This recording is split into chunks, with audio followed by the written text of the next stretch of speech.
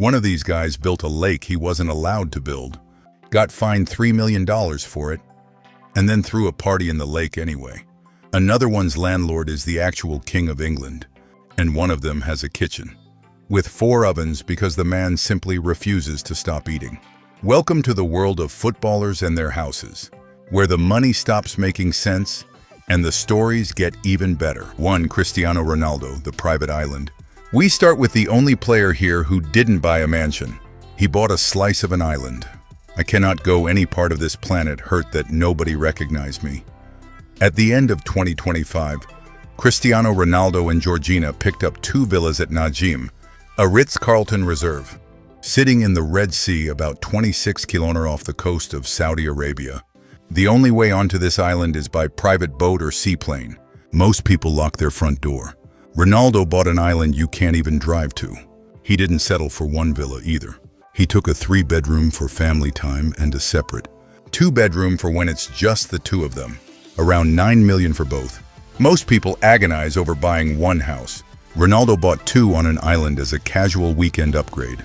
And the design is just the opposite of what you expect from no gold, no flash, just stone, soft tones, and an ocean in every window. For the most famous man on the planet, the ultimate flex turned out to be somewhere nobody can find him. 2. Lionel Messi. He bought the neighbors out. Messi didn't buy luxury, he bought silence. Music for most of his career, home was Castelldefels, a quiet coastal town outside Barcelona. He picked it up in 2009, right as he won his first Ballon d'Or, and quietly turned it into a private family compound worth around $7 million today. Then there's the neighbors. They were noisy, renting the place out to loud tenants. So Messi, 8 Ballon d'Ors. Greatest of all time. Sold it the only way a man like that can. He bought their house. He didn't file a complaint. He didn't knock on the door. He just purchased the problem. Peace restored. These days his main home is in Fort Lauderdale since the move to Inter Miami. But that Barcelona house will always be the one where he ended a noise dispute with a property deal. 3. Neymar. The mansion that got him fined. From the quietest man on the list to the loudest.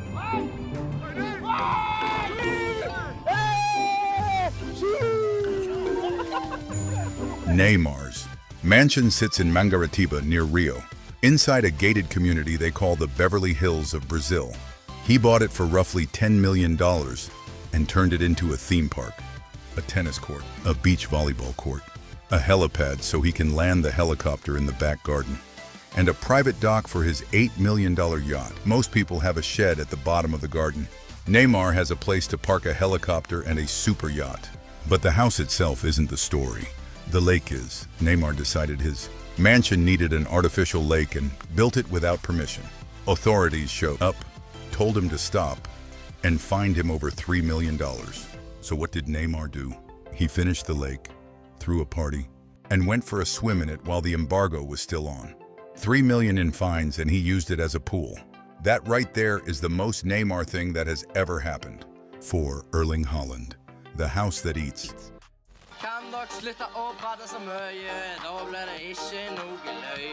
Erling Haaland opened the doors to his 6-bedroom Cheshire mansion on his own YouTube channel.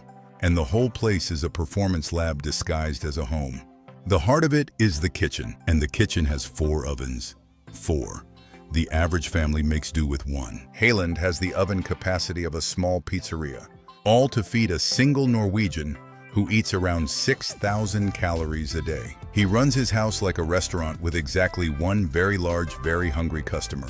From there, it's a private gym where the club therapist works on him, an outdoor sauna, and a red light therapy room for recovery. Everything engineered for goals. And then, standing guard in the corner of that ultra-serious kitchen, there's a giant teddy bear. Discipline, science, 4 ovens, and a teddy bear. That's Haaland in one house. 5. Kylian Mbappé, waking up to the Eiffel Tower. Mbappé didn't go for an isolated mega mansion. He went for a view. His penthouse sits right in the heart of Paris, the city he grew up dreaming about. Reported around $8 million. And the highlight isn't a room, it's the window. Because from his bedroom, Mbappé can see the Eiffel Tower. Most kids from the Paris suburbs grow up looking at it from a distance. This one bought a place where it's the first thing he sees in the morning. He's at Real Madrid now. But that Paris penthouse with the Eiffel Tower in the window, that's the one that means something. 6. Karim Benzema, the quiet power move. Karim Benzema's place in La Moraleja, one of Madrid's most exclusive neighborhoods, looks less like a footballer's house and more like a small embassy. It's all built on one word: space. With a semi-Olympic pool in the garden and a private prayer room tucked inside, a quiet nod to his faith. Valued around 6 million. What the brochure won't tell you is that Benzema's mansion has been broken into more than once while he was out on the pitch playing. Think about it. The entire world knows exactly where he is and that he's busy for the next 90 minutes. The better he plays, the longer the burglars have. Even at the very top, that's a trade-off. 7. Wayne Rooney. The Morrisons' mansion.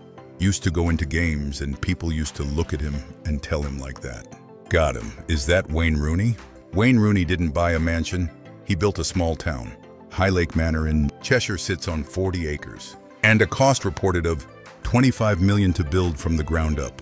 With his own full-size football pitch, a man cave, a golf simulator, a cinema, and 2 fishing lakes because Wayne likes to fish. The locals never let him forget how it looked going up either. While it was being built, locals looked at the giant boxy white building going up and started calling it the Morrisons, as in the supermarket. And the football pitch has its own punchline. He wanted floodlights to play at night. The council said no, because it's out in the countryside. So, Wayne Rooney has a professional pitch he's not allowed to switch the lights on for. 25 million, and he still got told off by the council. 8. Riyad Mahrez. 10 times bigger and safer. When Riyad Mahrez moved into Saudi Arabia, he and his wife Taylor Ward went house hunting on camera for the Married to the Game series and ended up in a giant Saudi mansion with 8 bedrooms and a private lift inside the house. When they got it, the place was completely empty. No kitchen, no furniture, so they've been building it out room by room ever since. But the line that stuck with me had nothing to do with the lift. Taylor said the house is 10 times bigger than the one they had in England, and for the first time, she actually feels safe. Back in Cheshire, they'd been burgled, and she used to beg Riyadh not to buy her nice watches in case it made them a target. Now she can finally wear them. Sometimes the most expensive thing a footballer's house can offer isn't the pool. It's a good night's sleep. 9. David Beckham. From the sky to the sea. David Beckham doesn't do one house, he does a portfolio. The one everybody knows is his Miami penthouse, high up in the twisting Zaha Hadid Tower on the waterfront, with swimming pools on the 61st floor and a helipad on the roof, because taking the lift all the way down to swim is apparently too much effort. He bought it in 2020 for just under $20 million, and then he did the most Beckham thing imaginable. At the end of last year, he sold it for nearly 25 million, walking away with about 5 million in profit. Then traded up into a waterfront mansion on Miami Beach's North Bay Road. Reported at over 70 million. Most people lose money on the house they live in. Beckham made 5 million, just by living somewhere nice for a few years. Even when he leaves richer. 10. Sadio Mane.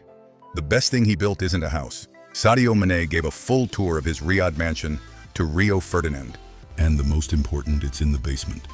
A full recovery zone with an ice bath, a sauna, a steam room, and a hot pool. There's a mini football pitch, and upstairs, a prayer room. Everything in the house points at one idea: stay ready. But Mane did something with his money that none of the others did. While other players were spending it on lakes and bowling alleys, Sadio Mane spent around $500,000 building a hospital for his home village in Senegal. A real hospital for people who had nothing, so yeah, the mansion is stunning. But the best thing this man ever built wasn't in Riyadh at all. 11. Raheem Sterling. His landlord is the king. This one you genuinely could not make up. Raheem Sterling is building a brand new mansion in Ascot, reported at $9 million when finished. Sounds standard for a footballer until you find out who owns the land. The plot belongs to Crown Estate, which means Sterling leased it from the royal family. In other words, King Charles is his landlord. Most people send their rent to a letting agency. Raheem Sterling sends his to a literal king, and the house lives up to the postcode. 5 bedrooms with a basement doing all the heavy lifting. An underground pool, a bowling alley, a cinema, and a master bedroom that opens onto the Berkshire countryside. Not bad for a kid who grew up a very long way from royal land. 12. Harry Kane, the palace in Surrey. Harry Kane plays in Germany for Bayern Munich now, but back in Surrey, he's building something for when he returns. He bought the land and the original house for around $8 million, then knocked the whole thing down and started again. What's going up is a neo-Georgian mansion so grand that one neighbor told the papers it looks like Buckingham Palace. Reported value around $25 million, and underneath all that royal styling, the basement is pure footballer, a private cinema, a swimming pool, a bar for guests, and a full gym. Kane spent his whole career chasing trophies abroad, but make no mistake, this palace in Surrey is where he's planning to land. 13. Zlatan Ibrahimovic. He bought a church. Only one footballer would look at the entire housing market and decide a normal mansion isn't grand enough for him. Zlatan Ibrahimovic bought a church, an actual former church in Stockholm, for around $8.5 million, which he set about converting into a home. A man who once said he was sent from the heavens, who now literally lives in a house of God. Other players buy a mansion. Zlatan bought the kind of building you get married in. You couldn't script it better if you tried. And this is just how Zlatan buys property. Years earlier, he wanted a particular mansion back in Malmö that wasn't even for sale. So he knocked on the door, looked at the people living there, and in his own words told them, "We're here because you're living in our house. I'm serious. I'm going to buy this house." And he did. Most people browse listings. Zlatan just informs you that your home is now his. 14. Gareth Bale, the house with its own golf course. Gareth Bale's mansion in the Welsh countryside is worth around $4 million, which by this list is almost modest. But it's not the house that matters here. It's music, the back garden. Because Bale built himself a 3-hole golf course behind his house, and he didn't just put in any holes. He had exact replicas made of 3 of the most famous holes on the planet. The 17th at Sawgrass, the 8th at Royal Troon, and the 12th at Augusta National. This is the same man who once held up a flag at international duty that read, Wales Golf Madrid in that order. Real Madrid, the biggest club in the world, came third on his list, behind golf. So when he got the chance, he built his true love straight into his back garden. The footballer who loved golf so much, he turned his home into a country club. 15. Sergio Ramos, the estate with the best horse in the world. And we finish in the Spanish countryside. Because Sergio Ramos didn't want a city mansion at all. He wanted land. His SR4 estate near Savo sprawls across 44 hectares, with a 13,000 square meter house, a paddle court, its own football pitch, and a working stud farm.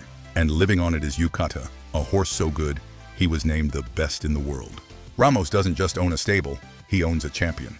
And then he did something only Ramos could. To get the estate exactly how he wanted it, he cut down a row of centuries-old oak trees on the property. The problem? They were protected. So Sergio Ramos, one of the most decorated defenders in history, got hit with a $250,000 fine for chopping down ancient trees in his own garden. Even at home, the man cannot stop committing fouls. So there it is. Private islands, illegal lakes, royal landlords, a church, a back garden golf course, and a man who built a hospital instead of another wing. So tell me, which one would you actually want to live in?